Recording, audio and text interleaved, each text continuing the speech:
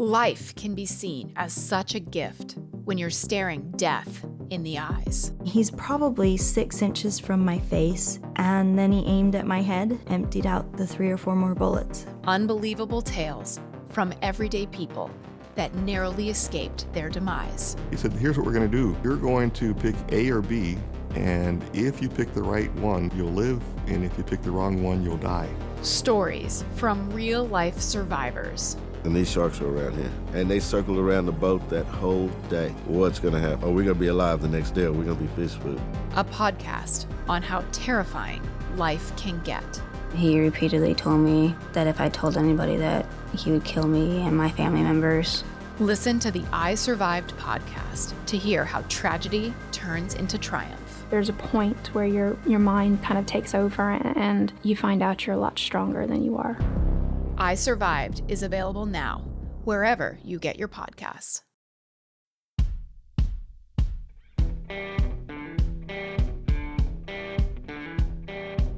I'm Brett.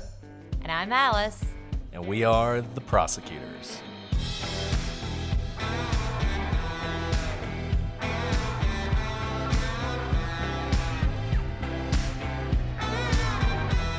Today on the Prosecutors.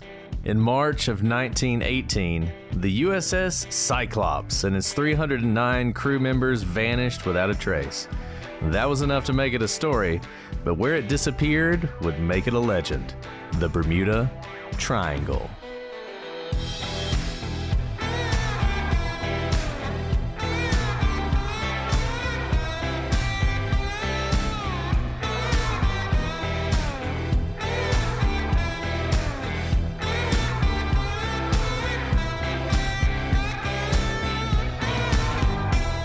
Hello, everybody, and welcome to this episode of The Prosecutors. I'm Brett, and I'm joined, as always, by my Cyclopean co-host, Alice.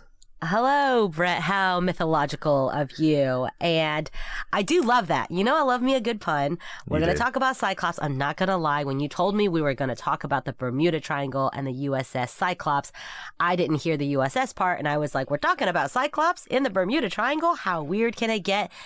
And the answer is still, it's pretty weird.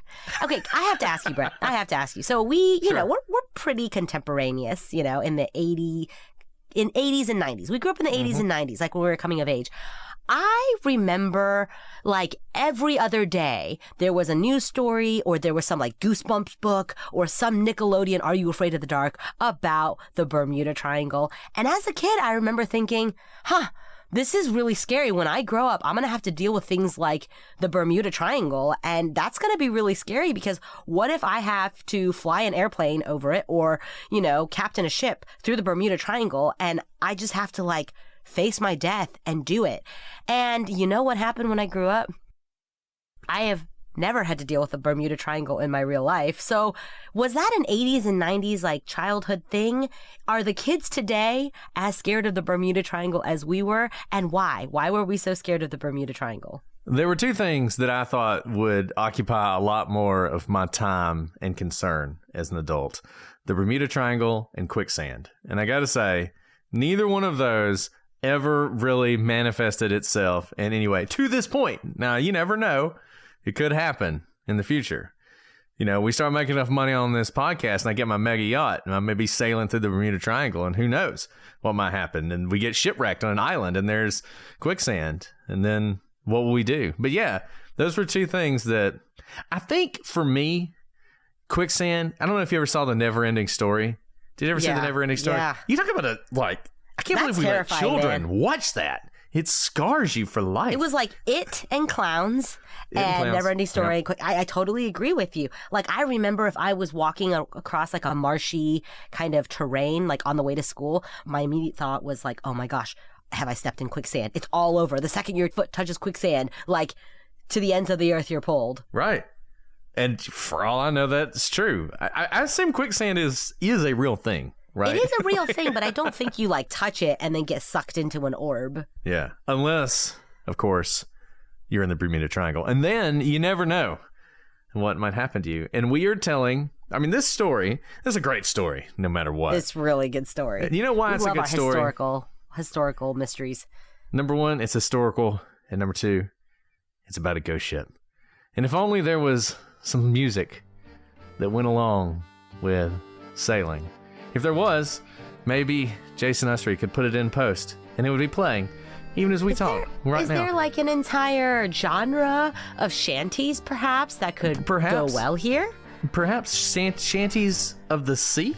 Maybe? Shanties of, oh, that's interesting, of the sea in particular. You see, that's so interesting because perhaps they can make me sound like I'm just a mermaid underwater as opposed to being sick yet again. Yes, there you go. That's it.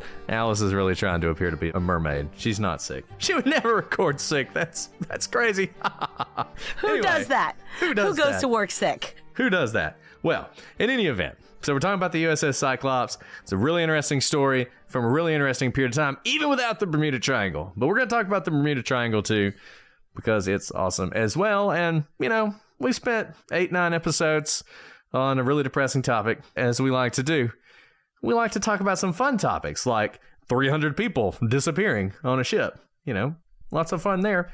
That's a lot of people, USS Cyclops. by the way. That's a lot of people. That's a small town. There are towns in Alabama smaller than that.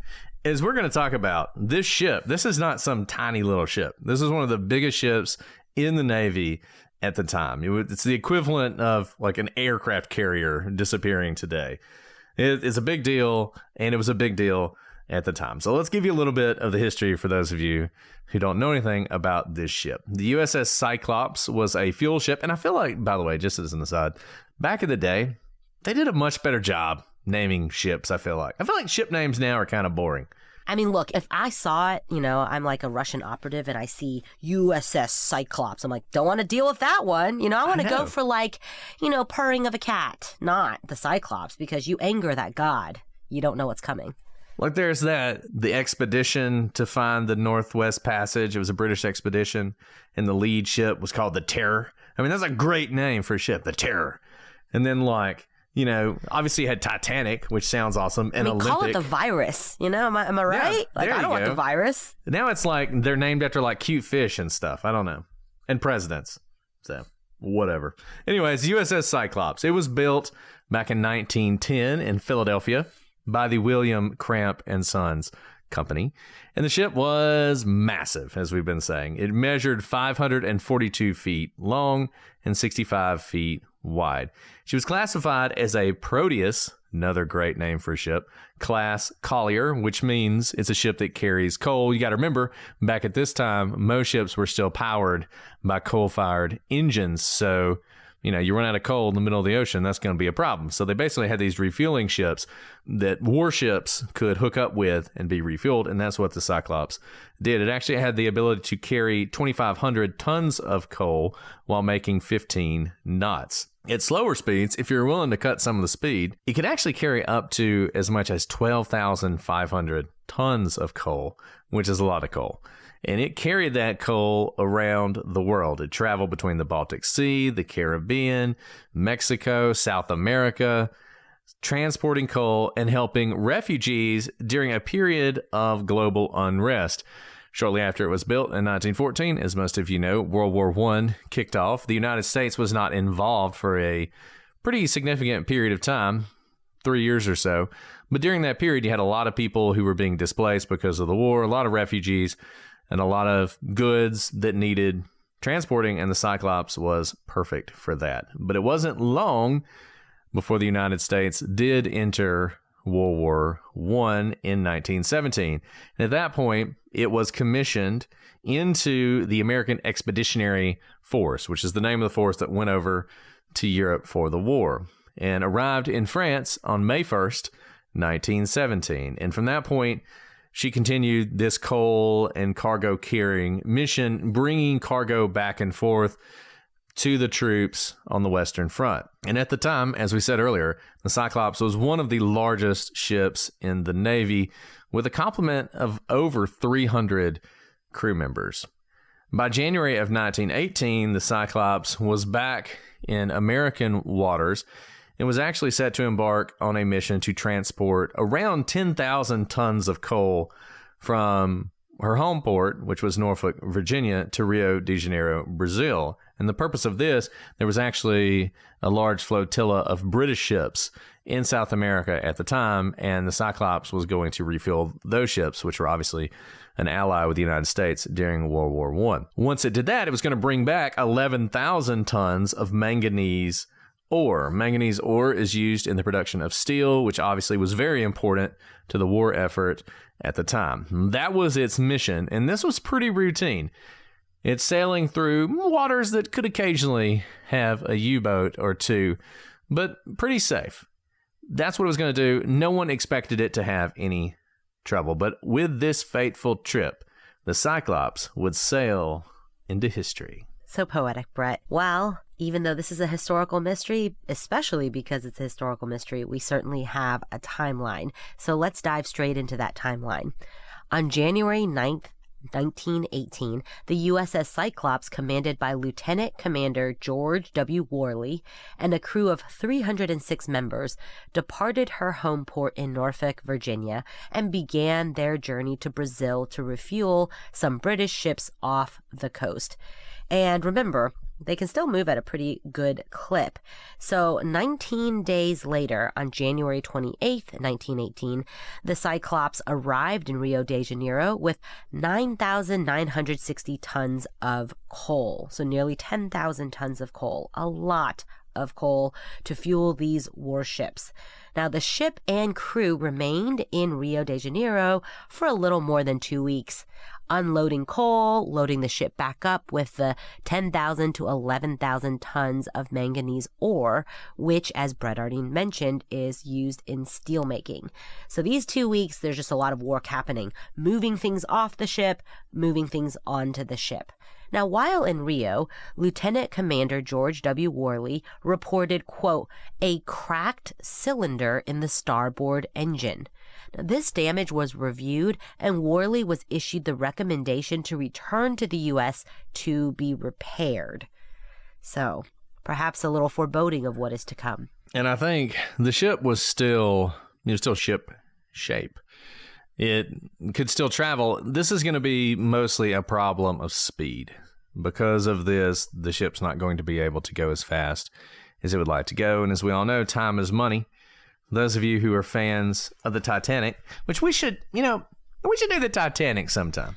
Alice, So, are you familiar with some of the conspiracy theories? I'm into a lot of conspiracy theories with the Titanic. My kid recently learned about he calls it the Titanic, and I cannot change him no matter what. He calls it the Titanic because he learned about it from some kid at school who had a book about it. So now we have multiple encyclopedic books about Titanic. And I would love to do the Titanic because there are a lot of interesting conspiracy theories. And I definitely do not want to go on a pod to go see it, though, in person. No. Because we know how it ends. That ship has sailed, as they say. That ship has I still want to go to Dyatlov Pass, but I don't know that I want to do that go either. You should know better, Brett. To the bottom of the sea. Maybe.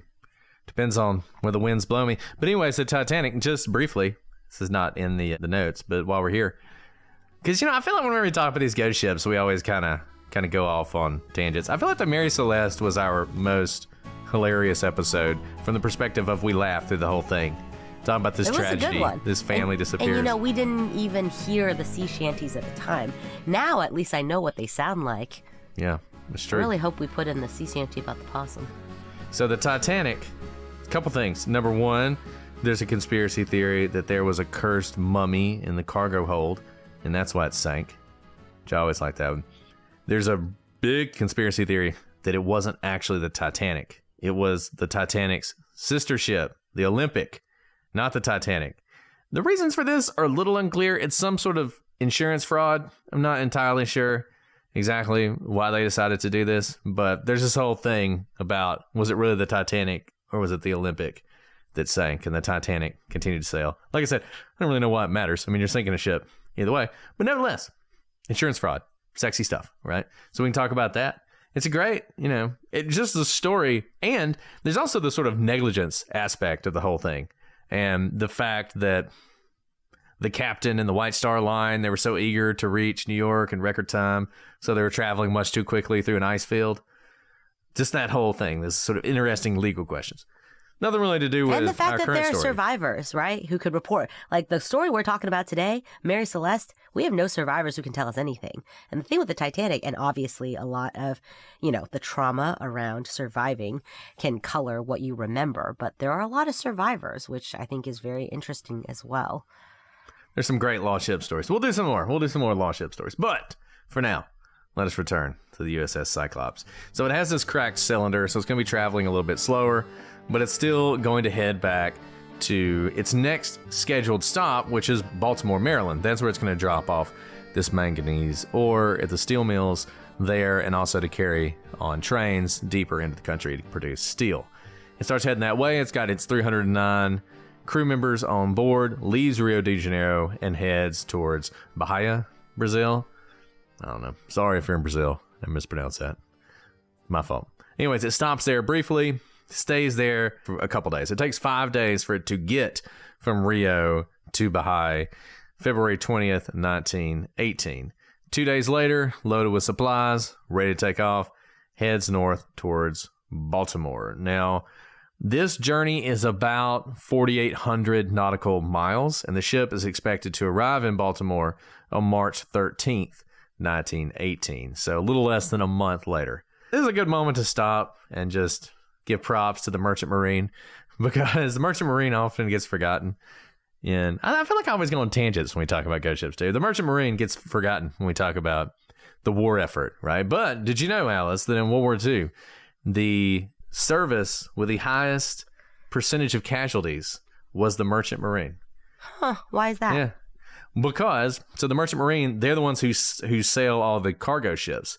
So in both World War I and World War II, the Germans targeted cargo in an attempt to cut off the British from their resupply, so that British would essentially be starved into surrendering. And the Merchant Marine, they sail on these ships, and it's just a really dangerous job. Naval ships were sunk in both wars, obviously, but the tonnage that went down in the Merchant Marine really high. So it's the Merchant Marines are at the top. Makes sense. Followed by the Marines. Marines. Go for the supply lines, cut them off at the throat. Exactly. And so these 300 guys who were sailing the ship are probably Merchant Marine guys, because they're the ones who are sort of trained in transporting cargo, loading cargo, doing all that sort of stuff. So I would expect that this was probably the Merchant Marine. So it leaves, headed towards Baltimore. On March 3rd, it makes an unplanned stop in Barbados to resupply. And this is one of those facts. The problem with this case, it's a beautiful case, great, legend, mystery. Everybody always wants to talk about the Bermuda Triangle. You don't get a lot of details about other things that happened. But this is an unscheduled stop. And I think that tells you something about the ship. It makes you wonder exactly what's going on the ship. Why is it making this unplanned stop? Why does it need to resupply? Is there something going on with the ship that maybe we don't know about that forced them to make this unscheduled stop, which is going to slow them down and make them take longer to get home? They've got about 1,800 nautical miles left. So they've gone 3,000 miles. I mean, that's a long way. They're in Barbados. They actually end up adding more cargo to the ship. Now, the ship was already considered heavy at this point. It had about 11,000 tons of manganese ore on board. So it's adding even more cargo, which is adding to its weight. And that is one of those things that when we talk about the disappearance might be related. But at this point, it gets ready to leave and sails into history. So the next day, they're only there for a day, despite, stopping to resupply because they got to make their time. On March 4th, 1918, the USS Cyclops departed to embark on the final leg of their journey. And because of the heavy cargo load and the damage to one engine that we know of, the speed of the ship was greatly reduced to only about 10 knots or 11.5 miles per hour. After this point, no one would ever hear from the USS Cyclops or any of its crew members again. The ship and the 309 men on board had vanished. There was no distress call. There was no storm. There was nothing. All we know is that they simply disappeared. In fact, the last transmission received from the ship simply said, quote, "Weather fair, all well." Which reminds you, it's creepy. That reminds me of the lighthouse from all the way That's back right. to the beginning of the podcast. And a very similar last transmission, though this one's real. We're not sure if that one ever actually happened in the lighthouse one. But in this case, The last word we get from this ship is everything's fine. In fact, there's no reason for concern at all. And this is really interesting because, again, they're not fighting some sort of elements. We'll talk about kind of the weather patterns here and the waves. None of that is really at issue, which I think begins to focus your mind on what may be at issue. On March 13th, 1918, the USS Cyclops was expected to arrive in Baltimore, Maryland, but as we now know, it never made it. Despite intense searches where Navy ships, quote, scouted the route that the Cyclops was believed to have taken and crews radioed day after day for any sign of contact, no sign of the vessel was ever discovered. And this is huge. Not only is this one of the, largest ships, it was a very useful ship that was in circulation all year. It had more than 300 Navy members, maybe merchant Marines, valuable people during this war effort. And it had 11,000 tons of manganese ore, which they needed for their steel making. So this was very valuable for lots of reasons. And the Navy certainly put in a bunch of resources to look for them, but they came up empty-handed. And it's worth noting, they didn't find anything. And this is unusual. It is unusual to not find anything.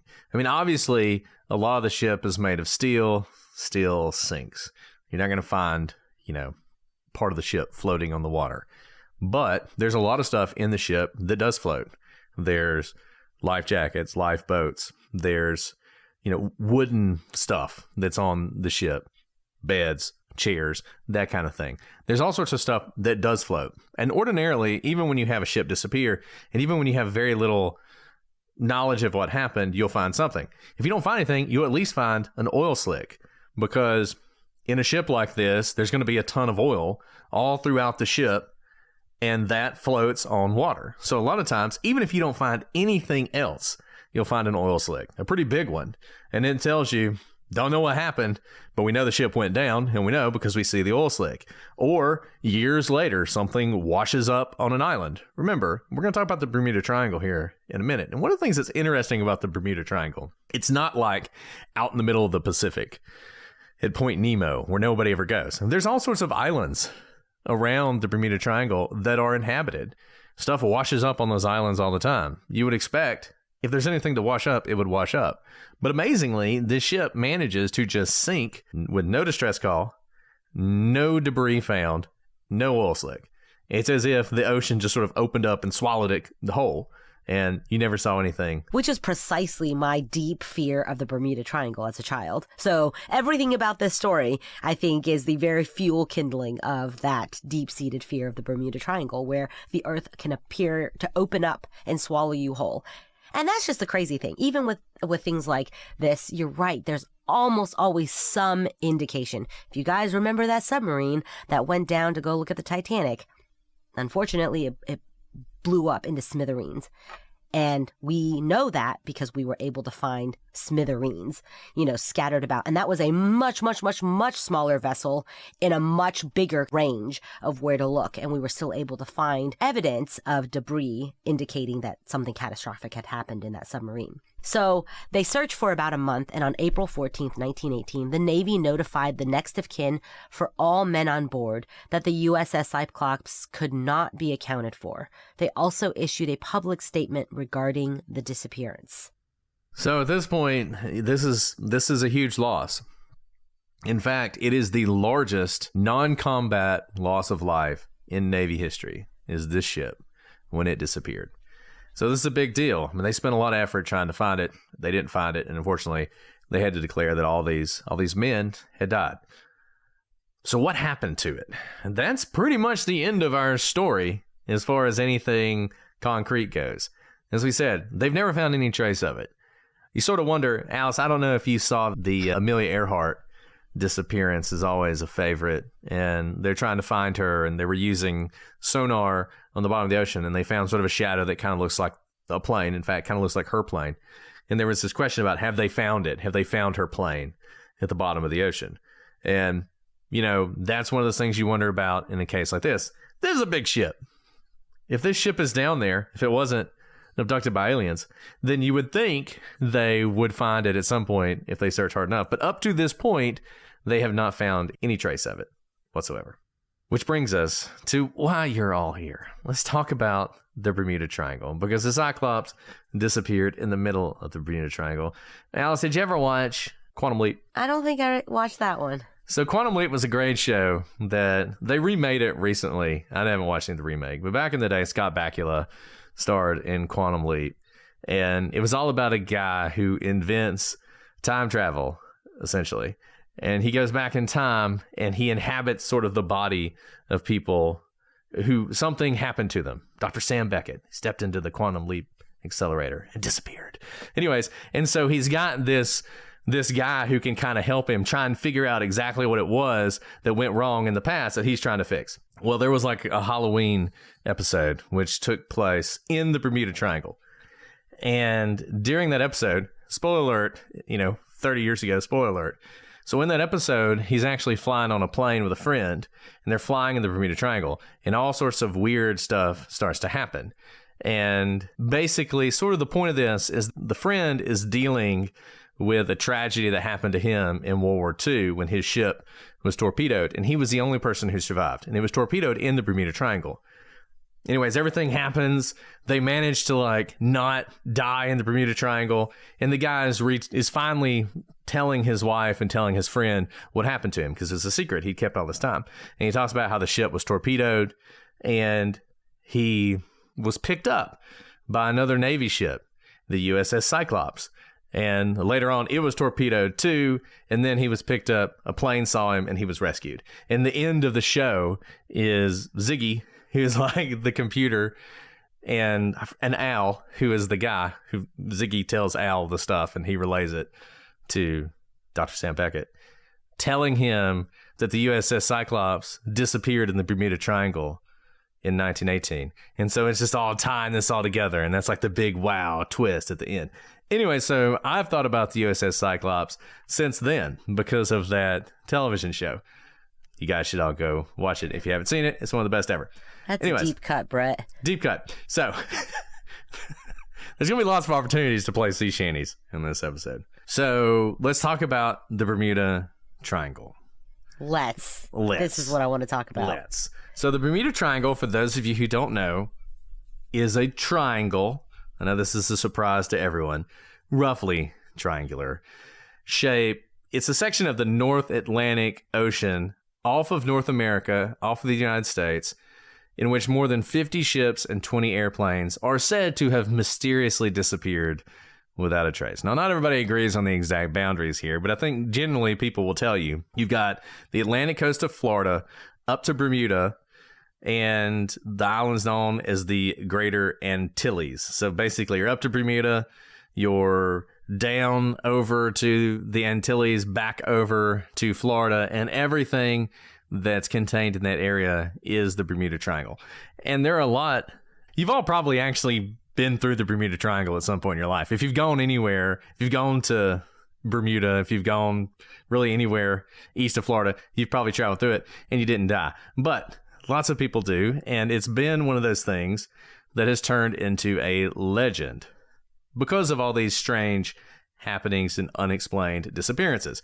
It's also an area where people see a lot of UFOs. There's a lot of that kind of activity in the area, so that it just adds to the lore. Think of it as sort of the Point Pleasant, Virginia of the ocean. A lot of strange things going on there. You know, that's the sound of another sale on your online Shopify store, but did you know Shopify powers selling in person too? That's right. Shopify is the sound of selling everywhere, online, in-store, on social media, and beyond. Shopify POS is your command center for your retail store. From accepting payments to managing inventory, Shopify has everything you need to sell in person. With Shopify, you get a powerhouse selling partner that effortlessly unites your in-person and online sales into one source of truth. Track every sale across your business in one place and know exactly what's in stock.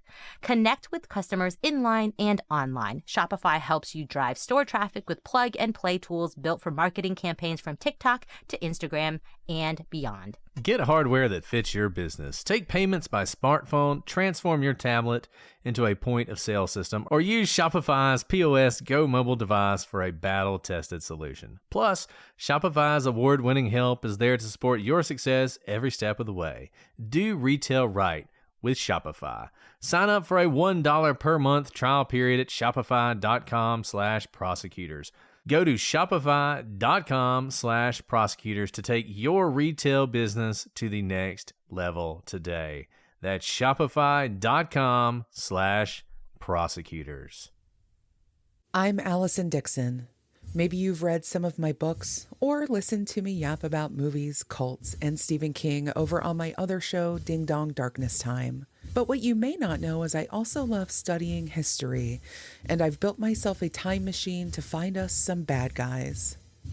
Every episode of Vintage Villains will take you on a fascinating trip through decades and centuries past to explore the crimes and the times of some of history's biggest outlaws, as well as those who've escaped the magnifying glass of today's inquiring minds. So have your bags and boarding passes ready, friends, and subscribe to Vintage Villains wherever you get your podcasts. The train will be rolling into the station soon. Don't miss it. And as we said, there have been ships that have been found completely abandoned with no obvious motive. There have been planes and ships that have disappeared. There have been ships and planes that have transmitted distress signals that really didn't make any sense, and they were never heard from again. And there's even a lighthouse story in the Bermuda Triangle. 2 lighthouse keepers who vanished without a trace. Now, it was probably the hurricane that hit the lighthouse, but nevertheless, we're going to leave that out because it makes it sexier to ignore the hurricane. So there's a lot of things that have happened in this area. Now, look, I know what some of you are saying. Is it really that strange? Is it really that weird? Or is it just us creating this to make the world a more interesting place? And people will point to things. They will say, look, if you take any area, triangular area of the ocean, you plop down a triangle on the ocean, you're going to find a lot of ships that have disappeared, a lot of planes that have disappeared without any trace. It just happens. The ocean is vast. It's really hard to find things that go missing in the ocean, even with our technology today. You think about, I forget the call sign, the Malaysia Airlines flight. I mean, that's an airplane in the modern world that managed to essentially disappear. Not just essentially, it did disappear. And people argue to this day about where exactly it went, what happened to it. We've had some evidence that seems to point towards one particular direction. Maybe we'll do that story eventually. But these things happen. Places disappear. The one thing I would say about the Bermuda Triangle that's interesting, and we talked about this a little bit earlier, it is not in the middle of nowhere. It is not the kind of place that should be that hard to reach safety if you had some sort of trouble, mechanical or otherwise. It is right there off the coast of Florida. It's not in the middle of the Pacific. There's a place called Point Nemo in the middle of the Pacific, which is the farthest point from any human being that you can be in the world. And the southern Pacific Ocean is vast. And if somebody disappeared there, have any trouble there, no help's coming. The Bermuda Triangle, we should have help. And there's going to be other stories that eventually we're going to do about the Bermuda Triangle, which just highlight this, where people are in constant radio contact with people who are trying to help them. And yet they just seem to disappear.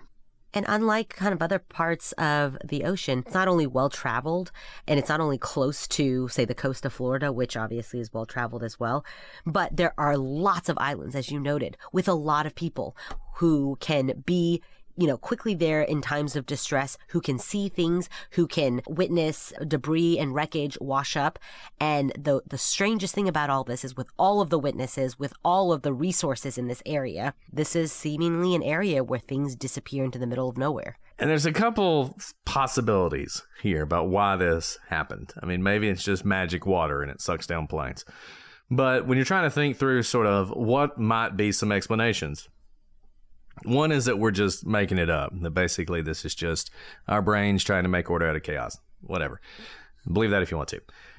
The other is that there's some sort of magnetic anomaly, some sort of environmental or geophysical force there that makes navigation difficult. A couple places that we know are like this. Dyatlov Pass is one of these places. I think we talked about this when we did Dyatlov Pass, but Dyatlov Pass is a place where compasses don't work very well because the mineral deposits in the area were highly magnetized. And so attempting to use a magnet to navigate was actually pretty difficult in Dyatlov Pass. There's another place called the South Atlantic Anomaly, which I don't know if a lot of people know about the South Atlantic Anomaly, but essentially in the southern part of the Atlantic Ocean, off the coast of South America, going really all the way to South Africa, there is just this strange place where, because of electromagnetic disturbances, it actually makes us do a lot of things differently. We don't fly planes through that area. We send satellites on different courses so they don't pass through it.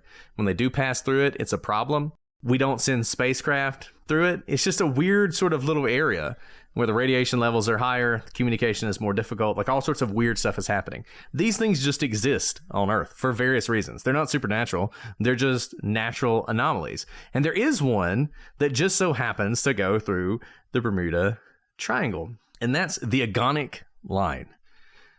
So the Agonic Line is an area on the Earth where the true north, so the North Pole, the direction of the North Pole, and magnetic north are the same. This is not true most places. Most places, the magnetic North Pole is not actually where the North Pole is. And when you're navigating, you have to take account of that. And you have to adjust your navigations because of it.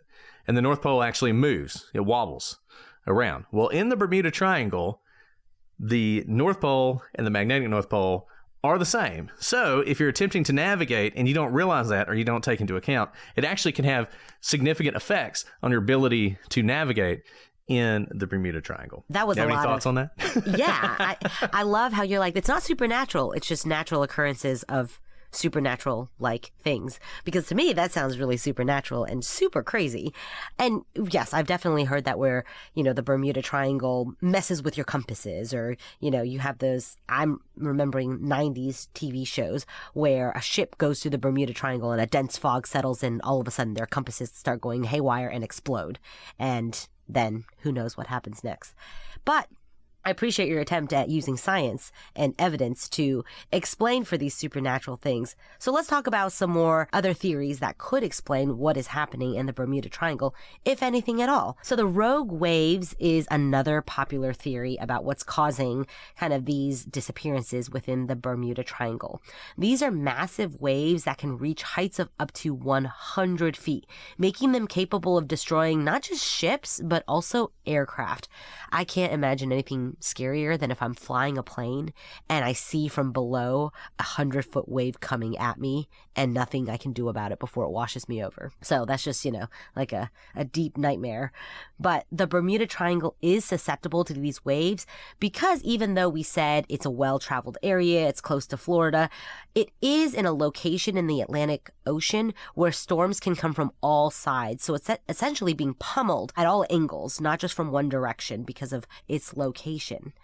Now, the other theory is that there's really no increased incidence of disappearances in the Bermuda Triangle at all. And it's just a highly traveled area. So because of the sheer number of ships and planes going through it, statistically, the number of disappearances will also increase. Not proportionally, just statistically, as a pure volume sense. In fact, the United States National Oceanic and Atmospheric Administration has said, quote, there's no evidence that mysterious disappearances occur with any greater frequency in the Bermuda Triangle than in any other large, well-traveled area of the ocean. Which they would say. And all I have to say, really quick, also sounds like a government cover-up if I ever heard one. Exactly. They want you to believe that.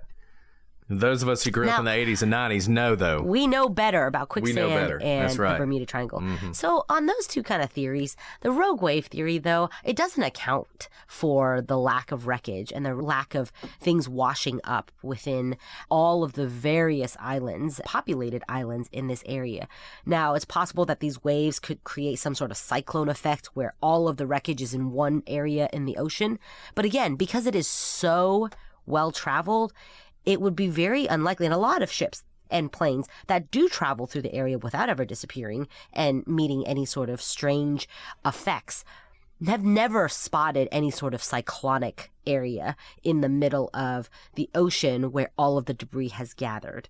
And so the wave theory, while interesting to me, what's so strange about these Bermuda disappearances is that they disappear into thin air, and the waves would not account for that. I'd say this thing about rogue waves when we're talking about rogue waves. Rogue waves were one of those things that were theorized for a long time and often posited as a reason for ships that just disappear without a trace. For a long time, scientists didn't really believe that they were possible. But we've put these buoys out. Nobody really ever sees them because if you get hit by a rogue wave, you probably sink. But we put these buoys out in the middle of the ocean now that they use to record wave height. And they have now recorded these rogue waves where literally there will be, for reasons that are not entirely clear, could be seismic activity. It's not storms, because usually these things happen in pretty clear areas. There will just be a 60-foot wave, a 100-foot wave that comes through. And the only reason we know is because this buoy all of a sudden is lifted 100 feet in the air and records that wave. And then the wave just goes on. And that's it. There's not like, it's literally one wave, this massive wave that just rolls through all of a sudden. So now we know they exist. They do exist. You probably don't account for what happens in the Bermuda Triangle for all the reasons Alice said. Obviously, you have planes that are disappearing as well, which are probably flying too high to be hit by a wave, but you never know. I mean, some of these planes fly pretty low, but probably not that. Another theory, which we don't have in our list, but we'll just go ahead and discuss because that's what we're doing, is discussing random theories here, is Atlantis. You familiar with Atlantis, Alice? Atlantis. The theory of Atlantis, yes. The story of Atlantis. One of the greatest 100%. stories ever told, right? Yeah, Atlantis, one of the great powers, the most advanced civilization of antiquity, which disappeared in one day and night, washed below the waves. Well, there was a purported psychic named Edgar Cayce who claimed to have had a vision that Atlantis was actually beneath the waves near Bimini. Bimini, which is on the border of the Bermuda Triangle. And the evidence that's often used to support this is the Bimini Road, which is basically a long line of beach rock. Beach rock forms on the beaches due to various natural forces. It's the kind of thing you might build with if you lived in that area and you don't have access to a lot of their stone. But anyways, there's this long line of beach rock, which looks like a road. That's why it's called the Bimini Road. And that's sort of used as evidence that this is a causeway leading to Atlantis. So some people have speculated that leftover technology from Atlantis might be responsible. Maybe they have beam rays down there that just randomly fire off and happen to hit a ship, vaporize it, and just disappears, and then it's gone. So that's one theory that I'll just throw out there. Probably not going to be able to prove that one today, but you never know. Anybody wants to go Was there a movie, snorkeling Atlantis or Waterworld? Exactly. Is that what it was called? Waterworld? Well, no. Waterworld was completely different, but Atlantis was a Disney movie. Quite Atlantis, the Disney movie, and also a hotel, theme park. Something. I've been there. Yeah. I have too. I can't remember it. It's in the Bahamas. Anyways, the sea shanties are running low at this point. Yeah. Anyway, okay, I think Alice is telling me she don't want to talk about this anymore. No, that's not true. I just want to figure out what happened to the USS Cyclops. Okay, before we move away from the theories, let's talk about some of the most notable Bermuda Triangle mysteries. 1881, the Ellen Austin, our very own USS Cyclops in 1918, 1945 Flight 19, the PBM Mariner, 1967 the Witchcraft, and 1969 the Great Isaac Lighthouse. Brett, let me ask you this. Has there been a famous disappearance in more recent history? Have our better technological capabilities prevented additional terrors of the Bermuda Triangle? And that's why us 80s and 90s children no longer have to face the fears that is a very real fear. That's a great question. That's a good question. I think it's one that probably says a lot about whatever's happening in the Bermuda Triangle. I don't know. Those are the ones that are often listed. I don't know what the most recent serious disappearance is. You will find disappearances of small planes. That happens quite often. But I'll just go ahead and tell you, small planes are death traps. Small planes and motorcycles are a great way to die young. They're both awesome. I love motorcycles. I would love to ride motorcycles. I just don't want to die right now. Once I'm ready to die, then I'll start riding motorcycles. on like a regular occasion. But right now, I want to live for a little bit longer. And I feel like small planes are the same way. They're great. I'm sure the freedom you feel when you can just fly your single engine prop plane from island to island, it's great. But they crash all the time. So the fact that you have these single engine aircraft disappearing in the Bermuda Triangle is probably not as significant.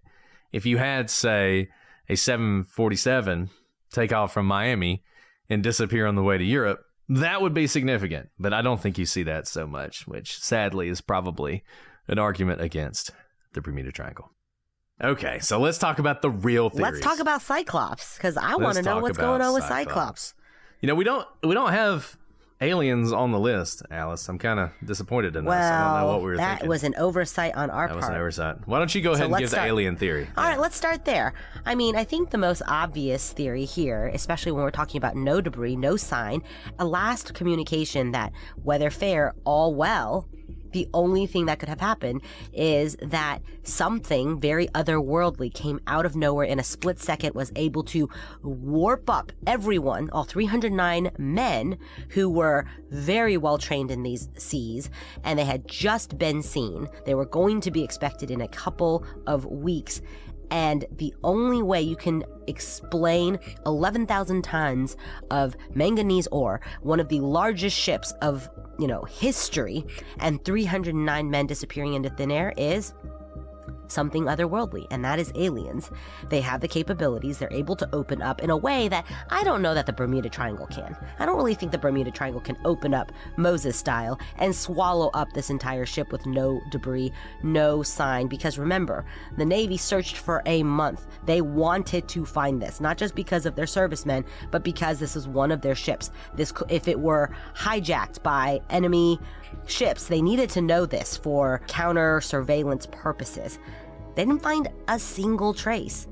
But aliens being able to open up their ship and their vortex into another universe and zap up everything, I think it's an open and shut case, Brett. I mean, you can't disprove it.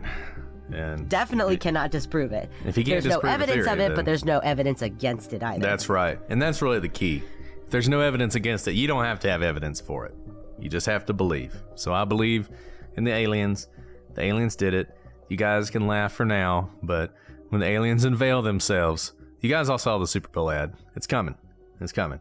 And look, they could have got 300 people all at once. Why travel around picking up cows and random drunk hunters when you can plop up go for 309?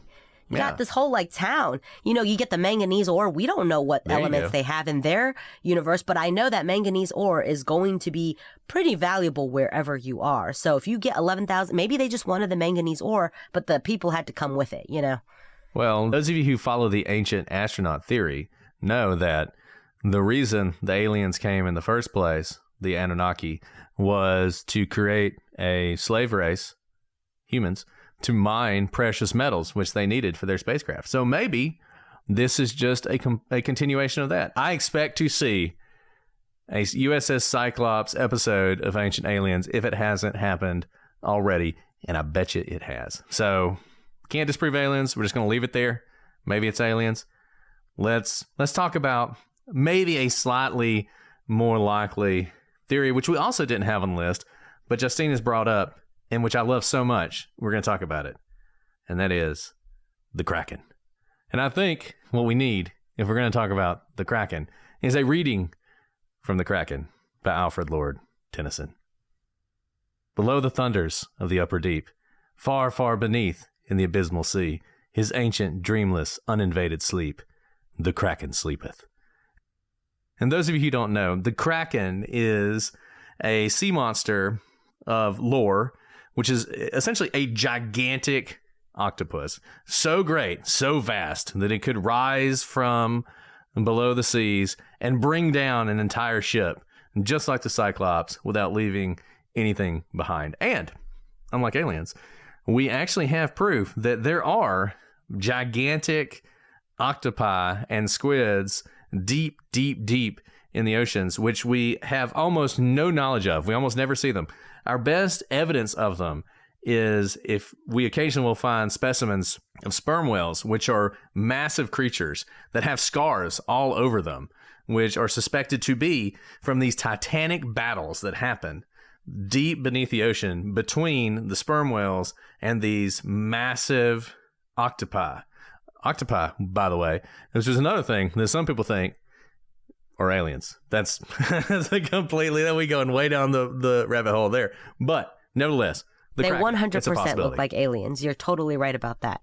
We also have a lot of books about octopi and giant squid, and they look otherworldly. I think this is crazy that for their size, there are entire species of giant squid and octopi that no human eyes have ever laid upon in their entirety. We've seen like a tentacle. We've seen parts of one. I think we've maybe even seen parts of a dead one, but we've never seen a live one. So we know they exist because there's evidence of them, but they live so far deep into the ocean near where the Kraken is that perhaps the Kraken is what it is. I think it's a possibility. So only slightly more likely than the Kraken is a German U-boat. Let's talk about German U-boats. So back in World War I, as we talked about earlier, one of the strategies of the German Navy in both World Wars was to cripple shipping so that the fighting forces in the European theater were unable to continue.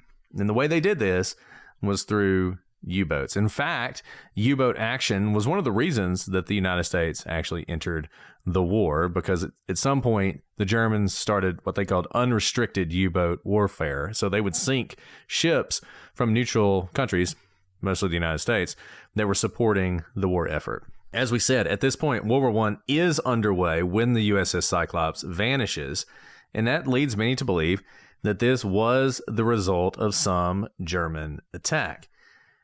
There are several theories for how this could have been done. It could have been sabotage.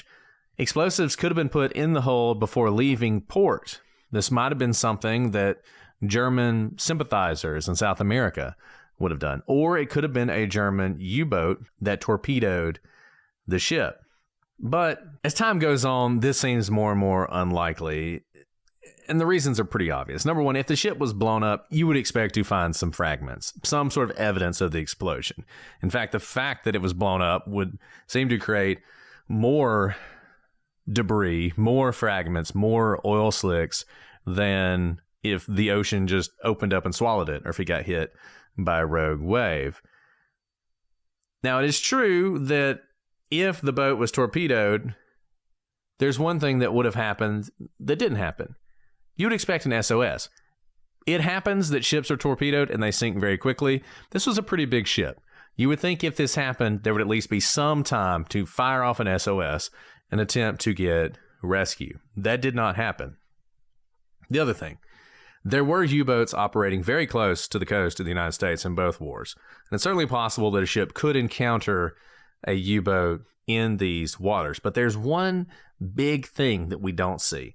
We don't see any records of German U-boats in the area at the time, and we don't see any records of the sinking of the ship. Imagine what kind of prize this would have been for a U-boat. A U-boat to sink one of the largest ships in the U.S. Navy and a major supply ship. This would have been huge for the crew. It would have been huge for the captain. It would have been the kind of thing that as soon as you did it, you would have radioed back to Germany that you did this. Like, even if something happened to you and you didn't make it back to port, you would have let them know. And in fact, U-boat captains in both World War I and World War II took meticulous notes of the ships they sank, and we tend to know every ship that was sank by a U-boat in the wars. Not saying it couldn't happen. You know, maybe they sank the ship, and as it was sinking, it hit the U-boat, and the U-boat sank too. But there is no record of it, so we don't have that evidence. Could it have been somehow infiltrated or sank? Sure, but I think the fact that we see so little evidence of it means it's unlikely that the Germans attacked the ship. But it's a good theory because we have a very important supply ship here in the midst of the war. But I think you're right. There's really not a lot of evidence to support it. So let's talk about another popular theory. And it's the tragedy that was brought on by a captain and crew who were ill-equipped to handle the voyage. One Navy officer Conrad A. Nervig spent some time on this voyage, but was actually transferred off the ship once it arrived in Rio. And he had the following to say about his time on the Cyclops. Quote, he described the commanding officer, Lieutenant Commander George W. Worley, as a gruff, eccentric salt of the old school, given to carrying a cane, but possessing few other cultural attainments. He was a very indifferent seaman and a poor, overly cautious navigator. Unfriendly and taciturn, he was generally disliked by both his officers and men. Nervig recounts an incident where one of the engines was turned over while a sailor was nearby. The force of the propeller drew in the boat and knocked the sailor overboard, and he drowned. Nervig blamed this tragedy on a captain who created a thoroughly demoralized and disorganized crew because of his irrational methods of command. But, as the U.S. Naval Institute points out, even a bad commanding officer and a crew with low morale can usually transit on a standard voyage through peaceful waters. So something else had to be responsible, at least partially, for the disappearance. There has been further speculation that Lieutenant Commander George W. Worley, who was generally disliked, may have even been pro-Germany, and volunteering turned the USS Cyclops over to the Germans. But like what Brett just said about the German U-boats, there's no records that have ever been found to support the theory that Lieutenant Commander Worley was a German sympathizer and a traitor to have turned over a boat. And you'd have to believe that the 308 other men on board somehow just let him hand over all of them and their ship over to the Germans without someone getting a message out, someone jumping overboard onto some sort of rescue boat, getting away, getting message out. We have a traitor on our hands.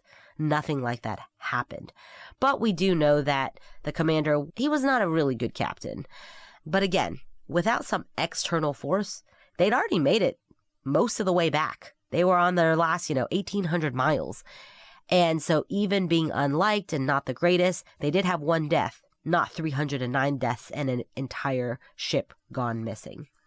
Yeah, they were close to home. Any theory that this is some sort of mutiny or anything like that, I think, is pretty weak. Makes for a great movie, I'm sure, to have that happen. But I think the reality is probably not the case. But this is one of those things where, as a standalone theory, it fails. But as a component of other theories, I think it becomes much more powerful. We'll keep this one in the back pocket as we move forward. So one thing we've talked about was how heavy the boat was. So Nervig, who we've talked about, he provided further explanation as to what could have happened. This is kind of like Dyatlov Pass, where you have the one survivor who didn't go with them, and he's able to give you some insight into the possibilities. And he said it could have been you had this inept captain and you had this heavy load, and they could have resulted in the vessel splitting down the middle and sinking very quickly. Here's how this theory is described by the U.S. Naval Institute. The manganese ore could have been stored only in the holds amidships, therefore accentuating the vessel's inherent weakness. This mid-storage was probably because the only officer on board with experience storing manganese ore was the executive officer, who had been placed under arrest and confined to his room due to what was described as a trivial disagreement with the captain. Not a great way to lead there, El Capitan. He sounds like a pretty important person that you don't want under arrest on board. Yeah. Kind of like those of you who are watching the Super Bowl, Travis Kelce at some point lost his mind and was being incredibly inappropriate with his head coach, but it's like it's the Super Bowl, so you can't bench him, and then they end up winning the game. Same thing. Maybe, this first officer shouldn't have done that, but when it comes to loading the manganese ore, maybe you just let him do it. So Nervig explained that the stress at sea could break the ship in two, allowing it to quickly fill with water as the ship went vertical on both sides, and he believed this could happen so quickly that no lifeboats could be deployed, no distress signal could be sent out. Now look, this is just a theory. We don't really have any evidence to back it up, but when you think about the evidence that we don't have, no debris, no oil slick, maybe it feels a little bit more likely that this happened so quickly that some of those things didn't develop in the way you would expect, and the fact that you have this lack of an SOS. So that's also a possibility. Alice, I'm always looking to eat better. I'm always looking to cut calories and to be just a little bit more healthy. But at times, it can be tough. Well, that's where Factor comes in. Eating better is easy with Factor's delicious, ready-to-eat meals. Every fresh, never frozen meal is chef-crafted, dietitian approved, and ready to go in just 2 minutes. You'll have over 35 different options to choose from every week, including Calorie Smart, Protein Plus, and Keto. Also, there are more than 60 add-ons to help you stay fueled up and feeling good all day long. What are you waiting for? Get started today and get after your goals. We're talking 2-minute meals. You can fuel up fast with Factor's restaurant quality meals that are ready to eat and heat whenever you are. And they got pancakes. They got smoothies. They have a wide variety of easy options for the entire day, like breakfast, midday bites, and more. And they have no prep, no mess meals that are ready to heat and eat, so there's no prepping, cooking, or cleanup needed. It's flexible for your schedule. Get as much or as little as you need by choosing your meals every week. Plus, you can pause or reschedule your deliveries anytime. Factor is the perfect solution if you're looking for fast, premium options with no cooking required. Sign up and save. We've done the math. Factor is less expensive than takeout, and every meal is dietitian approved to be nutritious and delicious. Head to factormeals.com/prosecutors50 and use code prosecutors50 to get 50% off. That's code prosecutors50 at factormeals.com/prosecutors50 to get 50% off. And so I think we're getting closer to maybe what happened here. You know, when you hear that timeline, it's hard to ignore some of the things that were happening. A cracked cylinder when they had stopped in Rio. They had stopped for an unplanned visit in Barbados to resupply. They should have had enough to make it all the way back. So what was the resupply for? And they were taking on additional weight on an already very heavy ship. So what about additional mechanical problems? So since the ship was known to have had an issue with a cracked cylinder on one engine, some suggest that the cylinder broke, causing the vessel to operate with only one engine with this increased heavy load. This would have made the ship more susceptible to other engineering issues, potentially something grave enough to sink the ship. There have been reports of other issues, such as separation of pipes and hull damage that was not appropriately addressed by the captain, our inept captain. So maybe it was a confluence of all of these factors, the heaviness, the mechanical problems, and an inept captain. Interestingly, both of the USS Cyclops sister ships, the USS Nereus and the USS Proteus, fantastic names, also disappeared in the Atlantic Oceans with all hands lost. Okay, I think this is a huge fact.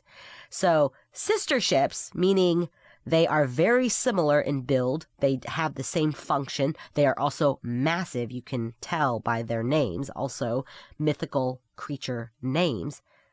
All disappeared at sea with everyone on board as well. So something has happened to this build of ship. Even more strangely, the USS Nereus was traveling the same route as the USS Cyclops when it disappeared. Proteus and Nereus made it much longer than the Cyclops, though, surviving till 1941. Remember, that's decades after the disappearance of Cyclops in 1918. But neither ship was claimed by U-boat captains, and what happened to them today is still a mystery. So you can't help but wonder if there was some fundamental design flaw in this class of ships when 3 of these sister ships all disappeared with all hands on board without a trace. A flaw that was fatal once triggered and not one you could fix because once it's triggered, everything disappeared. Of course, that's ridiculous. We know what actually happened. It was the Bermuda Triangle. It was the Kraken. It was some sort of supernatural event that reached up and grabbed the ship and drug it down into the seas with no time to leave an SOS, no debris left behind. You know, maybe it sailed through some sort of time loop, and any day now, the USS Cyclops will sail back into existence and show up in some port 100 years later, and we'll all be shocked and amazed. Or it was a design flaw. I think if I have to give a final theory on this, I'm probably going to have to say that there's a combination of things happening here, none of which probably have anything to do with the supernatural. I think the fact that, as Alice pointed out, the remarkable fact that you had 3 of 4 ships. There are 4 ships in this class. 3 of them disappeared without a trace, without an SOS, with all hands lost, seemingly vanishing into nowhere. Now, another one was in the Bermuda Triangle, so maybe that the Kraken got it too. Or it could be that there was some sort of major design flaw in these ships that made them prone to sink and sink very quickly if something specific happened. And I think what you had here, you had a bad captain, you had the problem with the engine, which meant longer sailing time, which meant more stress on the ship, and you had put too much manganese ore in, and you had misloaded it, and you added more cargo in Baha'i or wherever it was. And I think those things probably all combined together to create a catastrophic, and somebody pointed out, flammable cargo. So the manganese ore itself is not flammable, but the dust that comes off of manganese ore is, and in fact, it's explosive. So if you don't properly store it, it can cause an explosion. So you have a combination of events and a flaw in the ship's design and a really bad captain. And I think probably this ship, something absolutely catastrophic happened to it and its 2 sister ships that caused it to sink basically instantaneously and killed everyone on board very quickly. The ship sank. It sank essentially so quickly that there really wasn't any debris. The oil slick would have been in a very isolated space. It might have burned off to some extent too if there was an explosion, which would have created less debris to find. I think that's probably what happened. I think the ship disappeared like that, probably because of some sort of design flaw. Which I think if you witnessed it would have probably looked supernatural, even with all of that, because of how quickly it happened to the size of the ship. And I think the key is exactly what you said, the fact that 3 of these 4 of the same class ships all disappeared. Something happened that we don't know, because once it happens and ends the ship, we can never fix it again. But there you go. That's how you fix a 100-year-old mystery. And yeah, I'm not any less scared of the Bermuda Triangle. I'm not going to lie. Well, because it's still weird that the USS Nereus and the USS Cyclops were on the exact same route when they both disappeared. So that's still weird. Just because we came up with a theory to make ourselves sleep better at night doesn't mean that it's not the Bermuda Triangle. That's right. And as for me and my family, we will be avoiding the Bermuda Triangle and quicksand for the foreseeable future. For eternity. But you will go to Dyatlov Pass, so I still question your judgment. But there you have it. It feels good to solve a 100-year-old mystery. It does. I feel like we solve these mysteries all the time. These 100-year mysteries just fall to our logic. They just need to come ask us. Nobody's asking us to look at U-boat records. Really, what they should do is they should give us a Netflix show. That's what we need. About time. And then you can wear your Kraken hat all the time. $100 million. And maybe the show would be called like The Kraken Hat Wearing, Sea Shanty Loving, and the Flu. Cold Water Prosecutors. And the Flu. Cold Water Prosecutors, exactly. And the one who's always sick. Or at least sounds like she's always sick. I'm really not always sick. This is like the only time. It just never ends. Okay, well, that was highly satisfying, I will say, because when I first started reading about it, all the things online, they always want mystery. And I think there is mystery. Here's the thing. We don't actually know what happened. And unless there's evidence that comes up, which it probably will not after more than 100 years, we won't know definitively what happened. But I think that's probably the best theory based on what we know. What I'm really interested to know from you guys, I don't care what you thought about the episode, because I don't really care about your opinion, to be honest with you. But what I am interested in is, were there things that when you were young, you thought were going to take up a lot of your time that turned out not to be that important? Another one for me was rabies, and I blame Old Yeller for that. Oh, yeah. And black holes. Oh, yeah. Singularities, yeah. Right? There was a book called Singularity. Black holes were going to suck and us I all thought up. that I would just get sucked into black holes all the time. They would open up like the Ryan the Witch in the Wardrobe. And if I wasn't careful, I'd trip into a black hole and never get out, because singularities, obviously you can't get out of them. So I wrote a book once that had black holes in it. And I tried to figure out various things about black holes. And it was just completely, I couldn't do it. I mean, honestly, those of you out there who study black holes, you're just so much smarter than anyone else. I do have questions about black holes. I have so many questions about black holes. So if you're an astrophysicist and you listen to this podcast, I want you to email me so I can ask you all my questions about black holes, because it's very important to me. I have many questions. But I also thought, Well, you had that Disney movie called The Black Hole, which was another That's right. one that,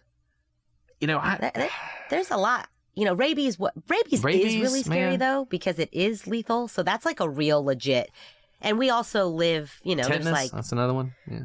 tetanus. I was afraid of stepping on nails, but rabies, I think, is an actual legit fear for people. That's why there are rabies shots. And we live among animals like squirrels and rabbits and foxes and dogs and cats that could all transmit rabies. So I think that's still a legit fear. So shout out to Mr. Ballin. I was watching one of Mr. Ballin's videos on YouTube, and it was about a guy who got a kidney transplant, and then sometime later started getting sick, and they could not figure out what was wrong with him, and he ends up dying. And they do tests on his brain, and they discover that he had rabies, and he had gotten rabies through the transplant. The person the original guy who died, they didn't know why he died. They didn't realize he died of rabies. He dies of rabies. He is a organ donor. It turns out he had been bitten by a raccoon, and that's what killed him. And this guy gets rabies and dies through a transplant. And they had to track down all the other organs. Nobody else had gotten sick yet, so they were able to give them the vaccine. So none of them got rabies. That is but this terrifying that it goes into your organs because you think it just goes to your brain, but that you can transmit it that way, which I guess makes sense. All right. So I hope you guys enjoyed that. Let us know what things bothered you. Shoot us an email, prosecutorspod@gmail.com, @prosecutorspod for all your social media, including TikTok. I'm ashamed.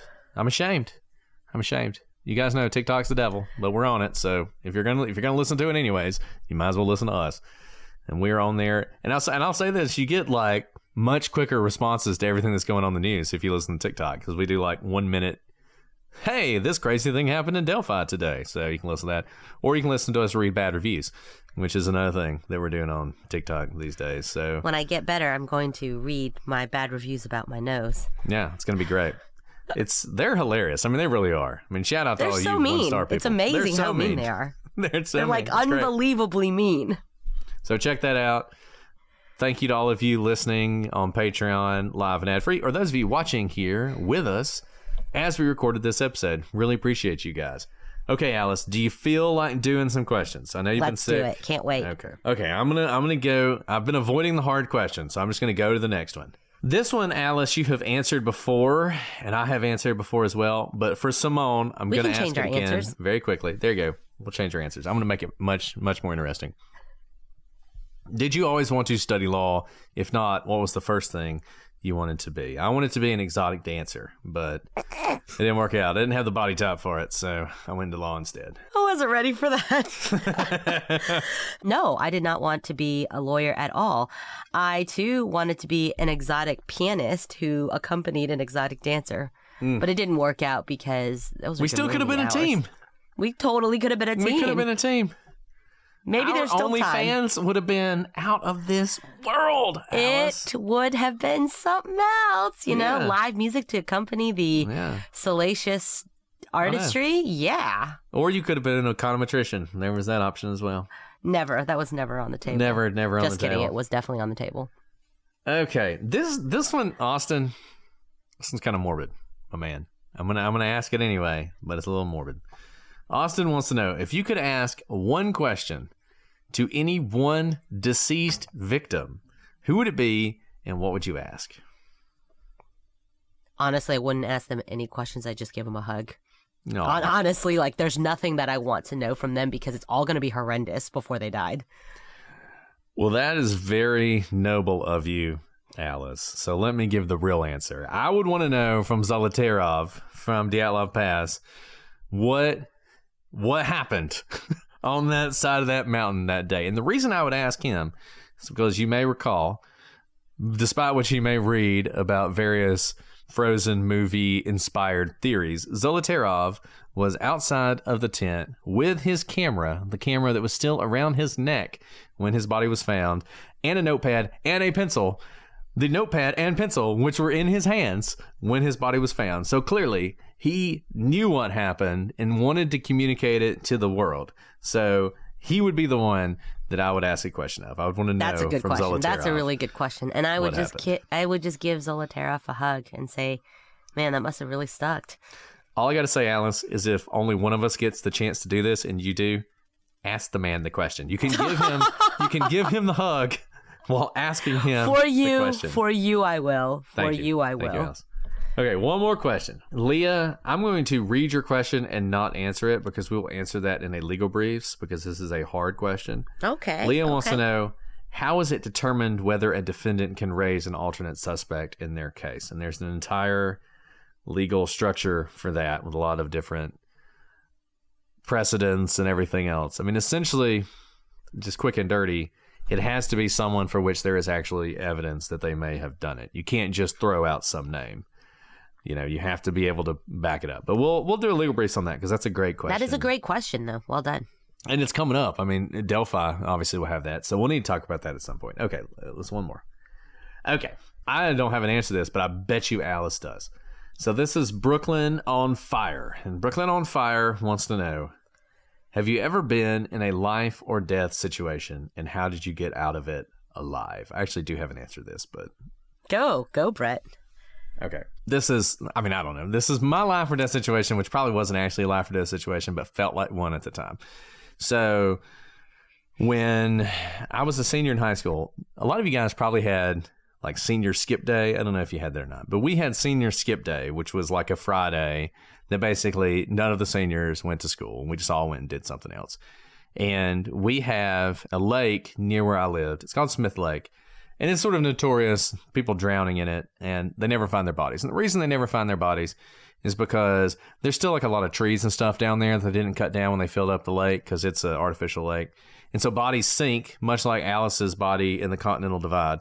They sink down to the body, and then when the gases start developing that which would normally bring a body back up, they get caught in the trees. So there are all these bodies in the trees. And so occasionally there will be droughts. And when there are droughts, you start to see the treetops sticking out of the top of the water. And that's when we find bodies. The bodies will start floating up because they're no longer so far under the water. Anyways, just to tell you, it's a lake where people die. So we decide on our senior skip day, we're going to go out there. We had a friend who had a boat. And there are cliffs that you can jump off of, which are the kind of things you do before you drown. And then they never find your body. So we parked the boat out in the middle of the water. The lake is very deep, so we did not have like an anchor or anything. So the boat is just sitting in the water, and we swim out to this rock, and then we climb up and we jump off. And we do this for a while. We're just jumping off the cliffs, climbing back up, jumping off. Well, as we're doing this, the boat is slowly floating farther and farther away from us. And so we do it for a while, and so everybody starts swimming back to the boat, and it's just me and one other guy. We jump off the cliff. We're in the water. He's got flip-flops, and he was not the best swimmer. And so he asked me if I would take his flip-flops for him to the boat so he could swim to the boat. So I was like, sure. Well, the thing is, I'm not the best swimmer either. I'm actually a pretty terrible swimmer. But I was like more in shape or whatever. So I guess the thought was, I'm going to be able to do this. So I had these flip-flops, and I'm thinking to myself, so how am I going to get these flip-flops to the boat? And I decide, well, I'm just going to put them on. So I put on these flip-flops. And so I've got them on my feet, and I'm like holding them on my feet. And I'm like, okay, I'm going to swim to this boat. And I start swimming. And I don't know how far away that boat was, but at the time and looking back on it, it feels like it was like 3 miles away. And I swam. And I swam. And the thing is, I'm having to use mostly my arms because I don't want to kick too much because I don't want to lose the flip-flops, which float, by the way. This is like, so I'm swimming, and man, it started to get where I didn't know if I was going to be able to make it. And like, I actually started to kind of panic at this point because the boat is so far away and I'm trying to swim. And I'm like, there were points where I wanted to call out for help, but I was so tired and I was using so much energy to swim that I didn't. And I actually learned later on that when people drown, they tend not to call out for help for this very reason. And like, I just remember swimming. And at some point I was like, the only way I'm going to make it is if I'm better swimming underwater than I am above water. So I'm going to swim underwater. I'm just going to come up for breaths every now and then. I'm just going to go as hard as I can, but I'm panicking. But I remember in that moment, like this clarity of, I don't know, like all good Southerners, I'm sure it was God, this voice in my head that was basically like, just keep going, don't stop. Like, whatever you do, don't stop. And so I started swimming under the water, and I finally made it to that boat. And I remember grabbing on to the stairs that led from the boat down in the water and just holding on to the stairs for dear life, not be able to say anything. My friends are freaking out. And I just can't, all I could do was hold on to the stairs and like try and catch my breath because I was so completely out of it. I just couldn't do anything. And eventually they kind of pulled me into the boat and I just collapsed on the boat. And it was a terrifying experience. And I remember years later, one of my friends who was on that boat was like, yeah, I didn't think you were going to make it. Like, we were like, real quick question. Why didn't they come closer to you? That's what I asked. I was like, why didn't you drive the boat? If they knew you were struggling, why did they come for you? Those are bad friends, They Brett. basically started, the way he put it, they were freaking out so much they didn't know what to do. Like they were paralyzed by inaction because they were seeing me clearly struggling and they didn't know what to do. And so they didn't do any of the things they should have done. Like, I don't know, jump in to help me or bring the boat closer. They didn't do any of that. They were just like standing on the boat, willing me to make it. And I guess if I hadn't made it, they would have just watched me drown. But it was a terrifying experience. Oh, my God. And I should have just let the flip. But I tell you what, I got those flip-flops back to that boat. I bet your friend felt really bad about that. Probably. So mine is similar in that it had to do with water. You guys have heard about, getting hit by an 18-wheeler, those sorts of things. Those were terrifying, and those were probably actually life and death experiences. But this one probably was not really, but it felt like it because it felt like I had no choice. So I was scuba diving, and we were scuba diving and we were going spearfishing. When you go spearfishing, you don't have oxygen. So already all day I'd been kind of going without oxygen, doing deep dives. And so my lungs were already tired. And of course, if you've gone scuba diving before, you know that you can't come up too quickly, right? Scuba diving with the oxygen allows you to go deep enough where you're so deep you can't just come straight back up, or you basically have an aneurysm because the pressure in your head builds so fast. And so that's kind of ingrained in you when you're in the water. Even if you have to come up for air, let's say your oxygen tank runs out of oxygen, you can't just shoot up to go get air because your brain will explode and you'll die anyway. So you have to kind of fight against yourself when you're running out of oxygen to go up at certain degrees to save your brain, but still have enough oxygen to make it up to the top. So I had made it to the bottom. Not bottom. We were like kind of exploring at the bottom.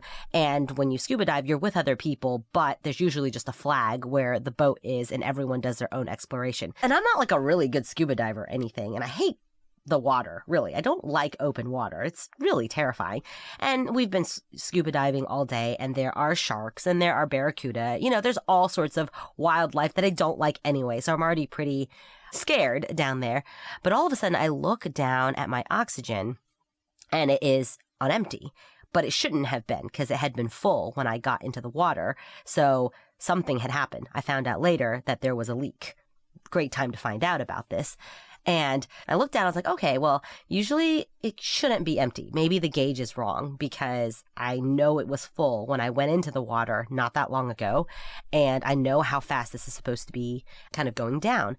And in these situations, you can motion to somebody else and you can share oxygen. But everyone had kind of dispersed, and there was a lot of kind of sand at the bottom because there was a lot of like stingrays at the bottom, manta rays, and they had kind of disturbed the sand at the bottom. So you couldn't really see people clearly. So no one was kind of responding to my, I need help. But I knew I was too far deep down to be able to shoot up and just go get air. It was too far down that I knew I was going to do major damage to my brain if I did that. And so this is like my worst nightmare. I haven't gone scuba diving since then, by the way. This is the last time I've gone scuba diving. And I was trying so hard not to panic, because when you panic, you use up more oxygen. And you don't know that you're out of oxygen when you're breathing it, by the way, because when it says empty, you're still breathing stuff in. It just starts to be carbon dioxide and not oxygen.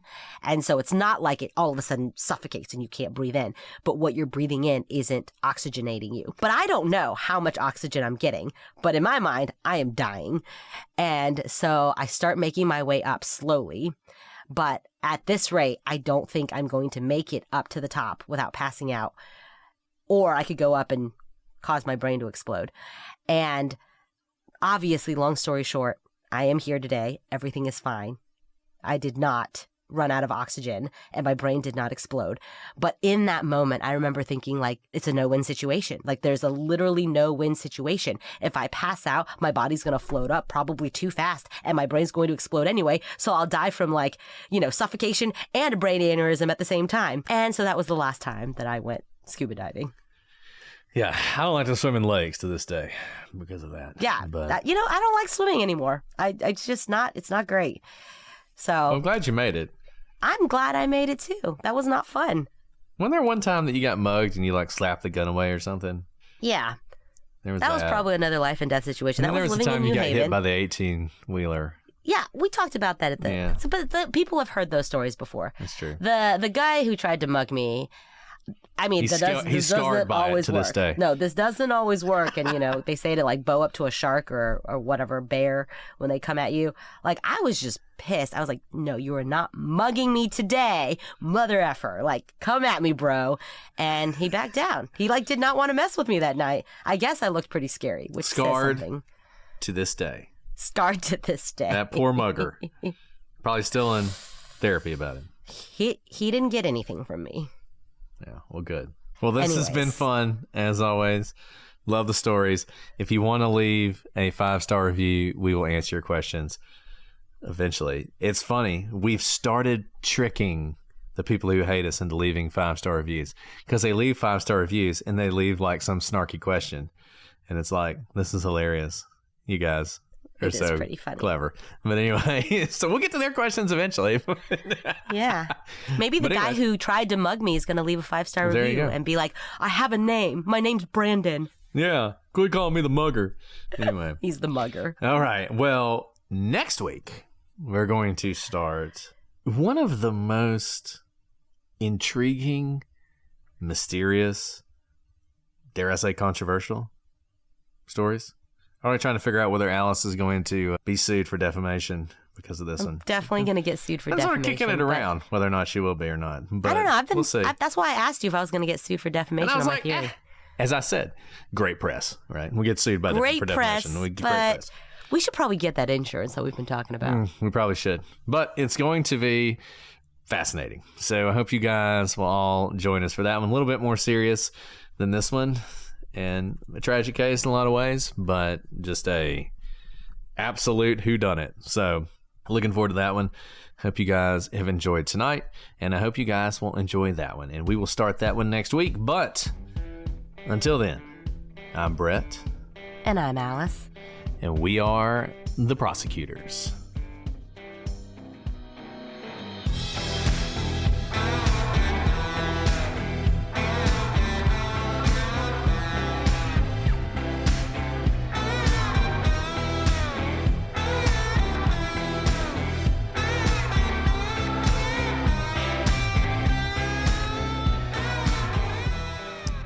I always felt like rabies was the best precursor to a zombie outbreak. Those of you who've seen Wreck, that's what causes the zombie outbreak in that.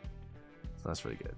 Because you have two forms of rabies. One which essentially puts you in a coma, but the other one which is like aggressive, where you actually try and bite other people.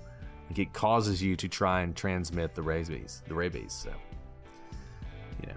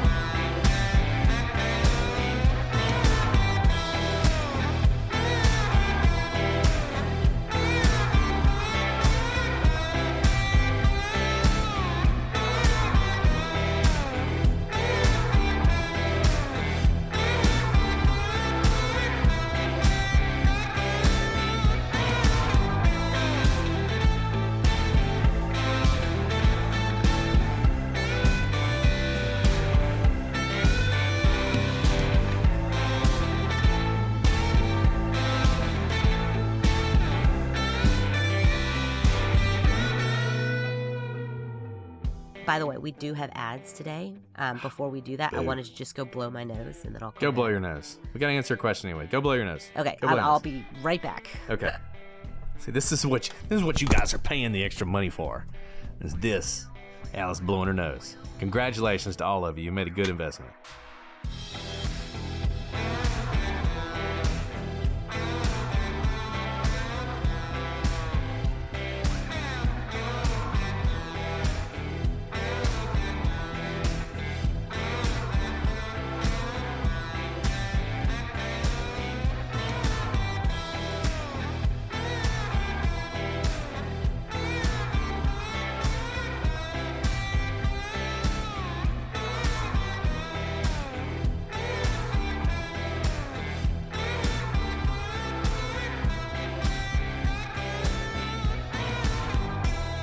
PlutoTV is TV the way it should be, free. With over 300 channels, thousands of movies and TV shows costing zeros of dollars. So if you want to watch shows like Ghost, The Walking Dead, CSI, Star Trek, or The Price is Right, well, The Price is Right. It's free. Hit movies like Braveheart, Sonic the Hedgehog, Anchorman, The Legend of Ron Burgundy, or Mean Girls won't cost you a thing, because everything is free. All you have to do is download the app, which, by the way, is also free. Pluto TV. Stream now, pay never.